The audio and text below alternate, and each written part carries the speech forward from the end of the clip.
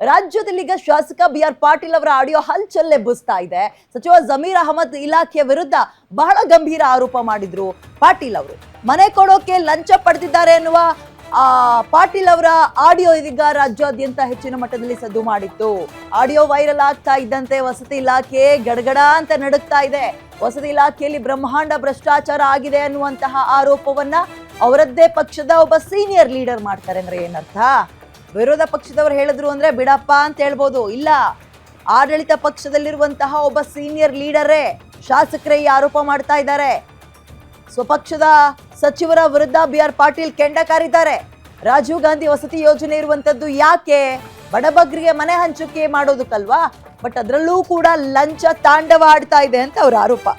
ವಸತಿ ಇಲಾಖೆ ವಿರುದ್ಧ ಇದೀಗ ದೂರನ ಕೊಡೋಕು ಕೂಡ ನಿರ್ಧಾರ ಮಾಡಿದ್ದಾರೆ ಪಾಟೀಲ್ ಅವರು. ಲಂಚವನ್ನ ಪಡೆದುಕೊಂಡು ಮನೆಯನ್ನ ಕೊಡ್ಲಾಗ್ತಾ ಇದೆ ಅಂತ ಪಾಟೀಲ್ ಅವರು ಆರೋಪ ಮಾಡಿದ್ದು. ಇದೀಗ ಜಮೀರ್ ಅವರ PA ಸರ್ಫರಾಜ್ ಜೊತೆಗೆ BR ಪಾಟೀಲ್ ಅವರು ಮಾತನಾಡಿರೋ ಆಡಿಯೋ ಕೂಡ ವೈರಲ್ ಆಗ್ತಾ ಇದೆ. ಹಾಗಾದ್ರೆ ಭ್ರಷ್ಟಾಚಾರ ನಿರ್ಮೂಲನೆ ಮಾಡ್ತೀವಿ ಅಂತ ಹೇಳಿದ್ದು ಕಾಂಗ್ರೆಸ್ ಇದಕ್ಕ? ಅವರ ಆಡಳಿತಾವಧಿಯಲ್ಲಿ ಯಾವ ಪ್ರಮಾಣದಲ್ಲಿ ಭ್ರಷ್ಟಾಚಾರ ಆಗ್ತದೆ? ಅಂಡ್ ಇದರಲ್ಲಿ ತೀರಾ ಆಶ್ಚರ್ಯ ಪಡುವಂಥದ್ದು ಏನಿಲ್ಲ. ಯಾಕಂದ್ರೆ ಹಲವಾರು ಎಲ್ಲ ಇಲಾಖೆಗಳಲ್ಲೂ ಇಂತಹ ಲಂಚ ತಾಂಡವ ಆಡ್ತಾ ಇರುತ್ತೆ. ಬಟ್ ಅದು ಬೆಳಕಿಗೆ ಬರೋಕ್ ಟೈಮ್ ಕೊಡ್ಬೇಕಷ್ಟೇ ನಾವು. ಬಟ್ ಇಲ್ಲಿ ಏನಪ್ಪಾ ಅಂತ ಹೇಳಿದ್ರೆ, ಆಡಳಿತ ಪಕ್ಷದಲ್ಲಿರುವಂತಹ ನಾಯಕರೇ ನಮ್ಮ ಪಕ್ಷ ಅಧಿಕಾರವನ್ನ ಮಾಡ್ಬೇಕಾದ್ರೆ ಈ ಇಲಾಖೆಯಲ್ಲಿ, ವಸತಿ ಇಲಾಖೆಯಲ್ಲಿ ಏನಾಗ್ತದೆ ನೋಡಿ ಅಂತ ಬೆಟ್ ಮಾಡಿ ತೋರಿಸ್ತಾ ಇದ್ದಾರೆ. ಬಿಡ್ತಾರಾ ವಿರೋಧ ಪಕ್ಷದವರು? ಅವರ ಬತ್ತಳಿಕೆಗೆ ಒಳ್ಳೆ ತುಂಬಾ ಶಾರ್ಪ್ ವೆಪನ್ಗಳನ್ನ ಇವರೇ ತಗೊಂಡೋಗಿ ಇಟ್ಟಂಗೆ ಆಗಿದೆ. ಈಗ ಪ್ರತಿಭಟನೆ ಅಂತ ಅವರು ಮಾಡ್ತಾ ಇದ್ದಾರೆ.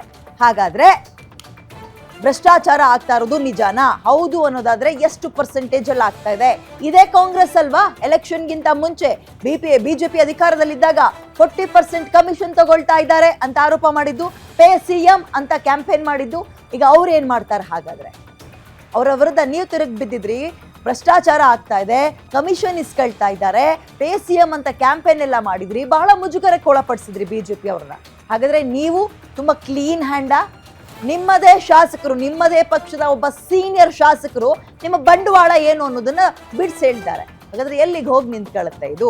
ಅಂಡ್ ಇನ್ನೊಂದೇನಪ್ಪ ಅಂತ ಹೇಳಿದ್ರೆ, ತೀರಾ ಆಶ್ಚರ್ಯ ಪಡುವಂಥದ್ದಲ್ಲ, ತುಂಬಾ ಜನರ ಗಮನಕ್ಕೆ ಬಂದಿರುತ್ತೆ ಇದು.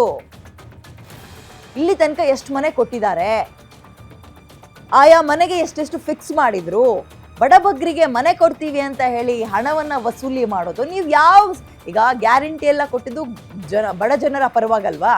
ಈ ಮನೆಗಳನ್ನ ಹಂಚಿಕೆ ಮಾಡ್ತಾ ಇದ್ದಿದ್ದು ಬಡ ಜನರ ಪರವಾಗಿ. ಅದಕ್ಕೂ ಹಣ ಕೊಡಿ ಅಂದ್ರೆ ನೀವು ಫ್ರೀ ಅಂದ್ರೆ ಈಗ ಬಡ ಜನರಿಗೆ ಏನ್ ಸಹಾಯ ಮಾಡ್ದಂಗಾಗುತ್ತೆ? ಇದು ವಸತಿ ಇಲಾಖೆಯಲ್ಲಿ ಮಾತ್ರ ಆಗಿರೋದ, ಅಥವಾ ಇಂತಹ ಭ್ರಷ್ಟಾಚಾರದ ತಾಂಡವ ಅನ್ನುವಂಥದ್ದು ಬೇರೆ ಬೇರೆ ಇಲಾಖೆಯಲ್ಲೂ ಆಗ್ತಾ ಇದೆಯಾ? ಬರಬೇಕಾಗಿದೆ ಅಂಶಗಳೆಲ್ಲವೂ ಕೂಡ ಬೆಳಕಿಗೆ. ಕಾಂಗ್ರೆಸ್ಗೆ ಭಾರಿ ಮುಜುಗರ ಇದು.